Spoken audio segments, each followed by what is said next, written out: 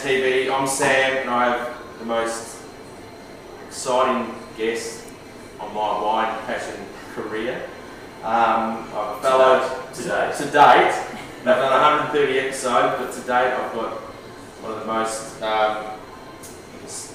well-known and perhaps revered winemakers in the wine industry. And I'll introduce, or you can introduce yourself.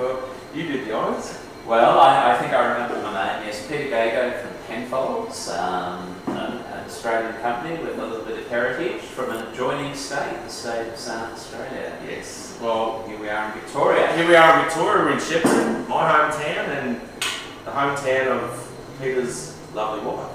Well, Marupna's actually. Marupna's my hometown, and she's from Shep. She's from Shep, yeah. So Peter's come along today.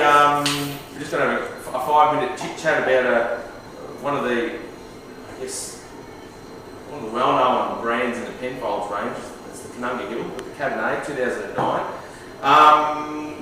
We sell it around about $11, but can you give us a bit of a background on the fruit?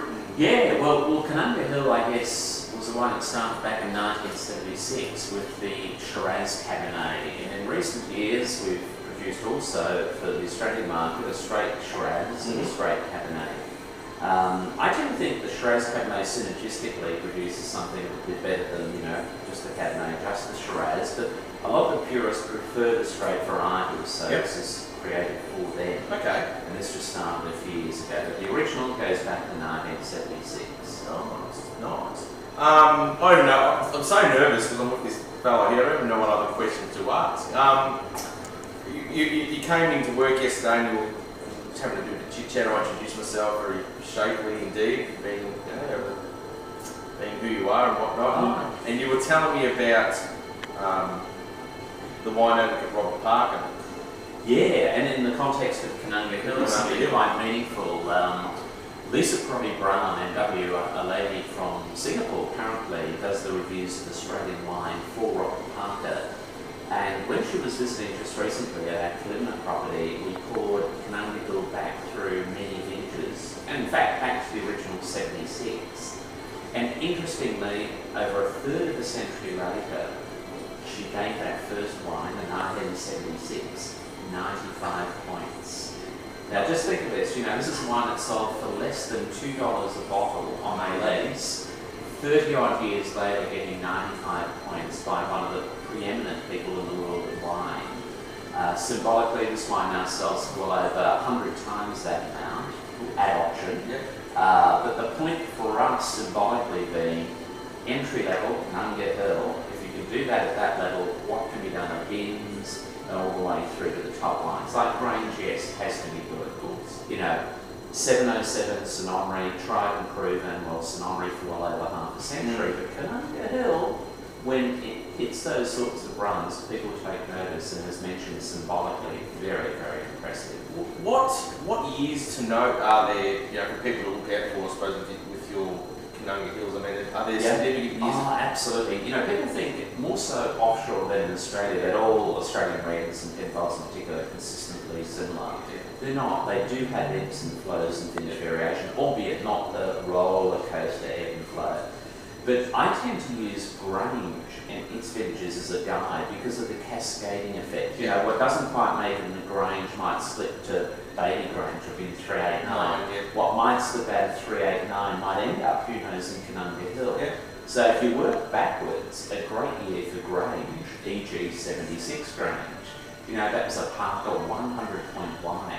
So no wonder the Canunga Hill 76 is pretty good. Absolutely. So if you think great vintages of Grange, whether it be 1986, 1990, 91, 96, 98, they're all very good Canunga Hill vintages. And there is that DNA, a little bit of Grange DNA in every bottle of Canunga Hill. There you go. Consumers out there, you can spend $11 on a bottle of Canunga Hill and know that you are absolutely getting something special. Absolutely, and it's got that house style of Penfolds. I think they're very unique, and they've got a style. Yeah, well, the Penfolds stamp, you you use the term house style. It really is. That Penfolds stamp does stand for a lot, at entry level all the way through, and it's a very much tiered approach. You know, we have the Canunga Hill range, the Thomas Island range, the bins, which we grew up on, you know, bin 28, bin 389, and then we get to the loftier wines. Absolutely. Yes. All right. Well, we're looking at this 2009 Canunga Hill Cabernet. What's the makeup of the fruit regional wise? Is it? Well, Canunga Hill is a blend from almost any region and every region in South Australia. It's a multi-regional blend.